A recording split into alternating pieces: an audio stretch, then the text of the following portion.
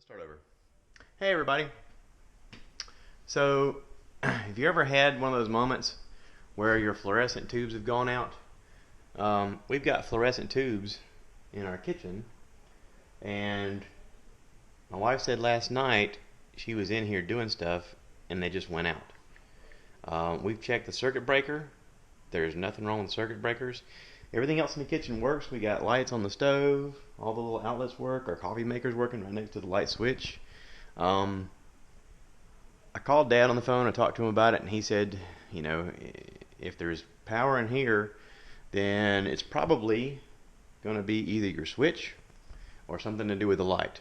I went on the internet, very helpful tool, and found out that a ballast is something that goes out every now and then. I don't think all 4 bulbs are blown, but I'm going to take the cover off and check it out. So let's do that. Alright, so I've taken the cover off, and the bulbs look fine. This has got a little bit of a dark color on this side, but I think it's fine. All the other bulbs look like they're fine.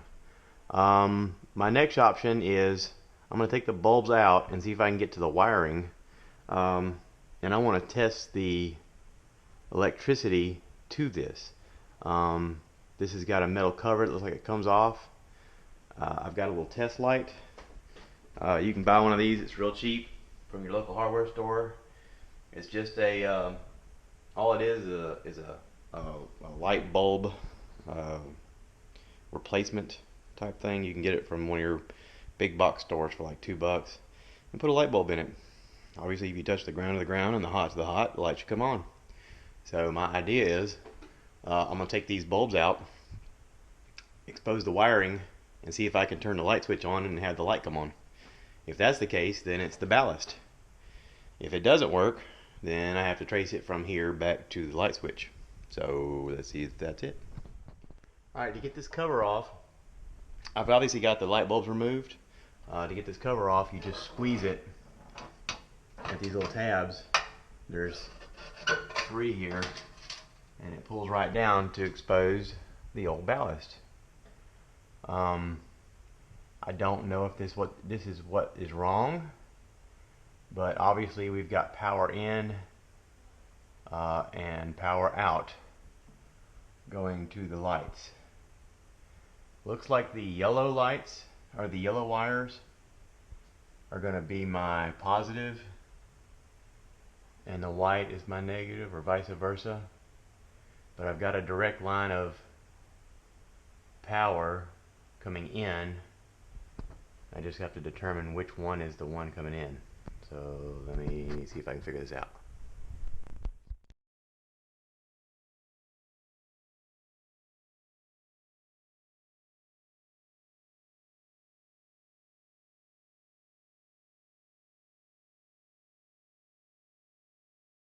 Okay, so, technology is really cool.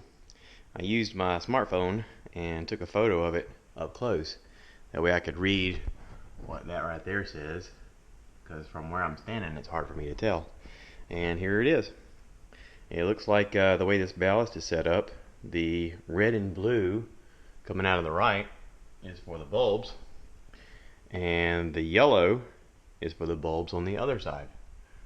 The black and the white are my lines in, and it says that the ground ballast mounting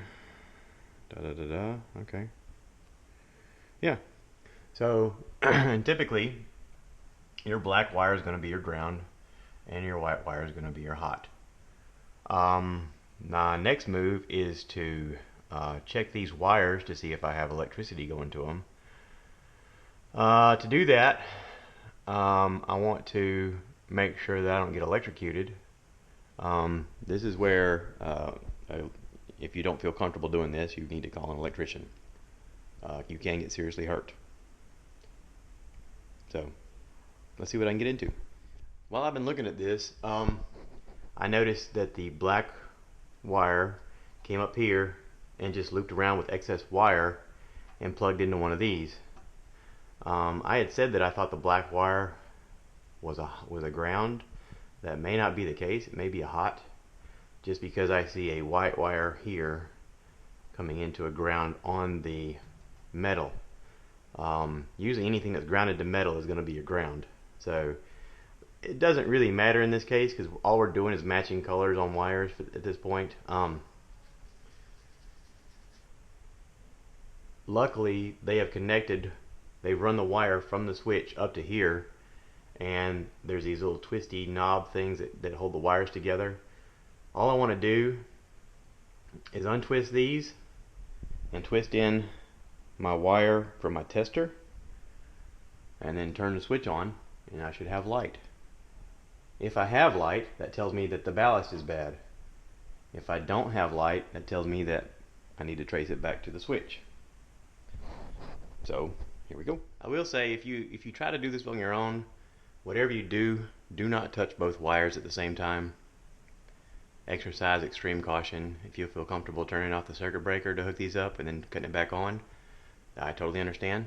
If you do one at a time, then you're not going to touch exposed wires at the same time. You're going to have one undone. All you do is just twist this cap with the wire in there, and it will twist it back in there so that it doesn't move. This one will hold this right here, so I don't even have to touch it. All I need to do is untwist this. See, I'm touching nothing metal. Hold this in here. Well, hang on a second. Let me do it like this.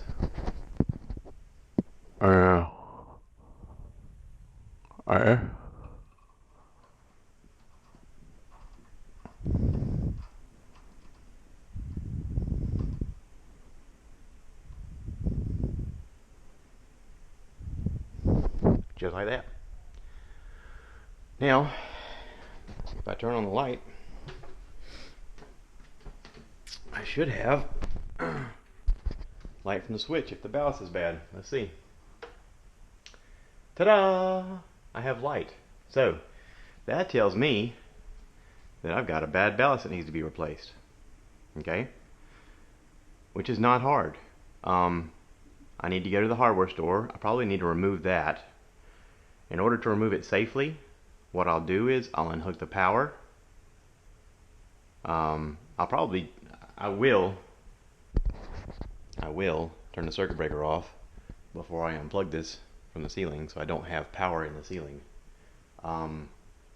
Then I'll end up probably cutting these wires, the yellow and the red and blue. I've watched on YouTube where guys have done that, and then all I need is some more of those twist caps, and you just do one wire at a time and replace the ones that are there, and that should work.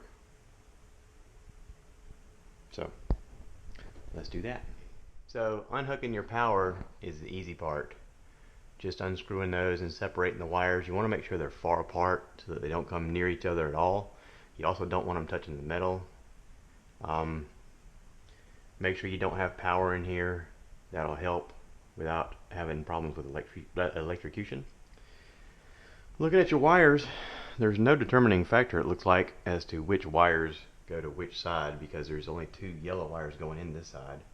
It looks like the white wires ground maybe to this, so these may be hot wires, and then the ground goes back into the metal, which is then attached over here to give them a closed circuit. I'm not exactly sure. Maybe this is the hot and the other ones are the ground. I don't know. Anyway, if I'm thinking about this, maybe these are the hot and that's the ground, and this just completes the circuit and bounces out the charge. There's nothing to it. This just comes right undone. It's held in by this little clamp, and then it had a screw in the other end holding it up there. It doesn't weigh anything. I've watched people's videos online, and it looks like they've just cut the wires, and then whenever they've gotten new ones, they've just reattached wires. So that's my plan. I'm going to do that. So here we go. Alright, so I went to Lowe's and I picked up a replacement ballast. You'll notice it's for 4 bulbs, a T8. I guess T8 stands for the smaller bulbs like this. You'll notice that some fluorescent tubes have a much bigger tube. That'll be a T12. Yeah, see here it says T8. 120 volts. 120 volts or 120. Yeah. So looks really similar to the one that I took out. And I'm just going to replace the wires and use these connectors to connect them. That way everything is secure and safe. Okay, I just wanted to point out here, I've reattached the new ballast. There's some tabs here it just goes under, and then you just screw in the other side. It holds up here fine. I trimmed the wires, and I'm using these little screw-on wire connectors. Make sure that they're firm. If they feel loose, undo them and redo them. You want them to fit to where when you tighten this down, it feels like you've actually tightened it down completely. I mean, it gets harder to turn. The last thing to do here is to hook up my power and my ground.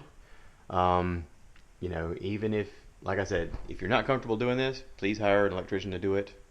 But anytime you're messing with this, you make sure you don't have any power to it. And also, just to be safe, do one at a time. Don't touch the two wires, and you'll be good. Okay, here we go. I've got everything hooked up. The electricity is on, and I've got one light bulb up there.